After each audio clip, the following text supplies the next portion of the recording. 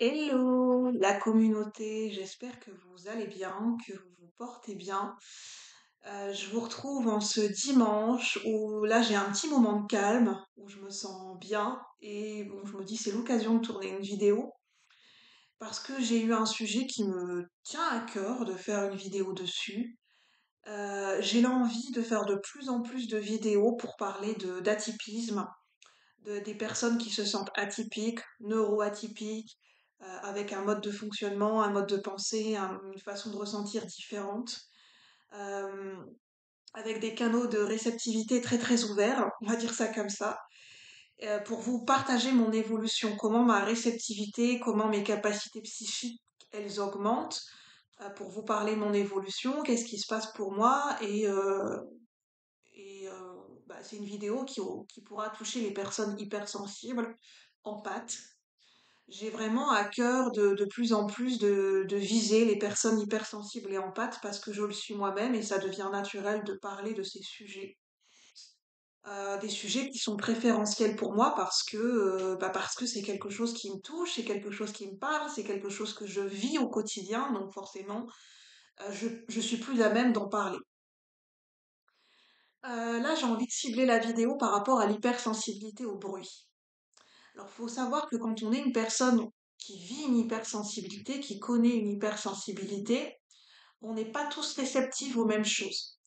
C'est-à-dire que on peut être réceptif aux émotions, on peut être réceptif selon nos cinq sens, mais pas tous de la même façon et à des degrés différents.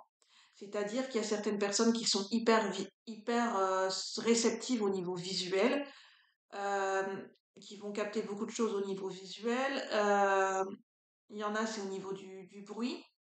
Et d'ailleurs, c'est marrant parce que la clairaudience, en fait, mon hypersensibilité est liée à mes capacités psychiques en évolution, puisque j'ai, moi, au niveau des cinq sens, l'hypersensibilité qui est la plus marquée chez moi et qui grandit et qui grandit et qui grandit et qui me demande de prêter attention à mon hygiène de vie parce que ça peut générer beaucoup d'inconfort au quotidien. C'est pas forcément facile à trouver des stratégies pour gérer cette hypersensibilité au bruit, au son. J'ai remarqué que je suis très réceptive, c'est-à-dire au bruit, c'est-à-dire s'il y a un gros boom, un son inhabituel, une alarme, je vis en ville.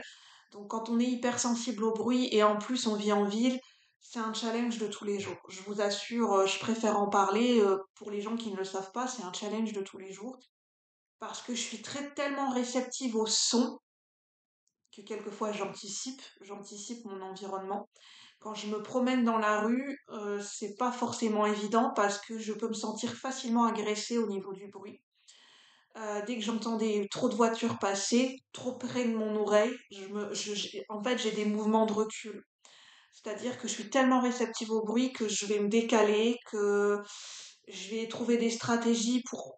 j'évite de passer certains endroits parce que si je passe trop près de certains portails où c'est des chiens qui aboient de manière intempestive avec des sons très très perçants, j'ai ce mouvement naturel de recul où je vais me reculer et je peux pas passer trop près. C'est un mouvement, c'est trop agressif pour mes oreilles.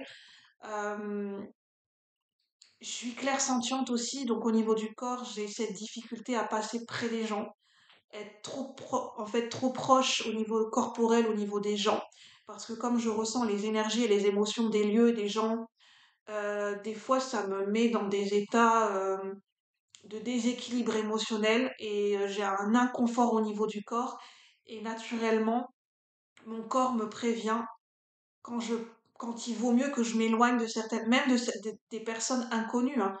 Mon corps capte avant mon mental ne passe pas près de cette personne. Mon corps capte avant pour me dire peut-être cette personne elle vit telles émotions donc comme t'es éponge émotionnelle éloigne-toi. Et je commence à écouter mon intuition et à mettre en place des stratégies naturellement. C'est pas forcément du contrôle. Au début, je pensais que c'était du contrôle, mais en fait, c'est une manière de me préserver par rapport à mon hypersensibilité.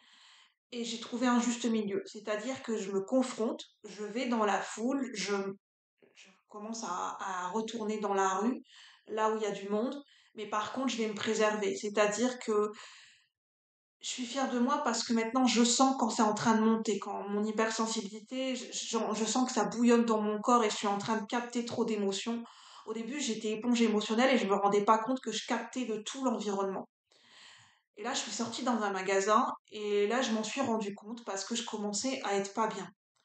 Je commençais à être agacée, je commençais à être en colère et j'avais envie de m'énerver, j'étais très frustrée, très très agacée. Alors que je l'étais un petit peu, mais pas autant auparavant. Et ça s'est amplifié.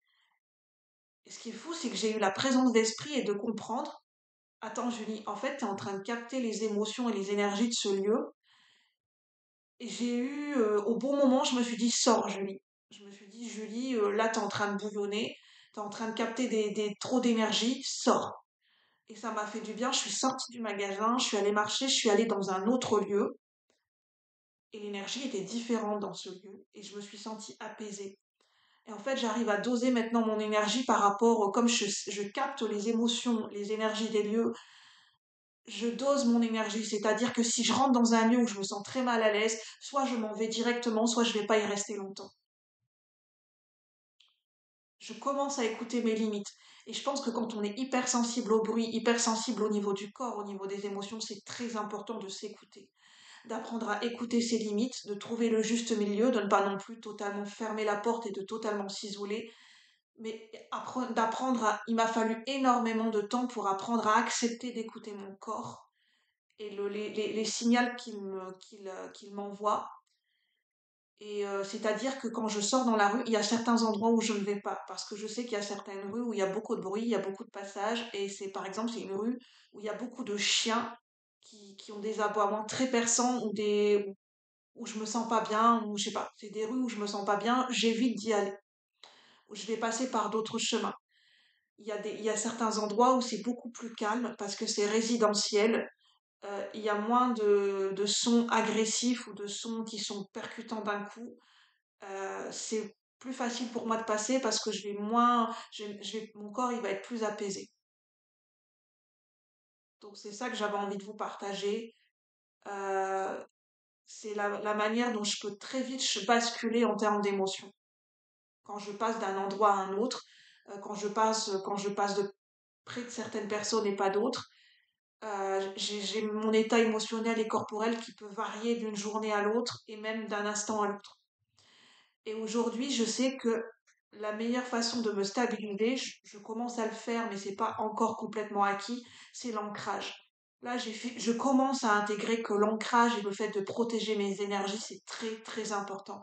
En ayant des affirmations, des intentions positives pour préserver mes énergies et pour m'ancrer à la terre, pour me sentir stable. Et c'est ça dont j'avais envie de vous parler. Si ça peut vous parler, si ça peut vous aider, moi c'est avec grand plaisir que je vous le partage. J'adore partager mon vécu en tant qu'hypersensible. Sur ce, je vous souhaite un bon dimanche. N'hésitez pas à liker, à commenter, à vous abonner si le cœur vous en dit. Et je vous dis à bientôt pour de nouveaux partages. Merci la communauté. Bye bye.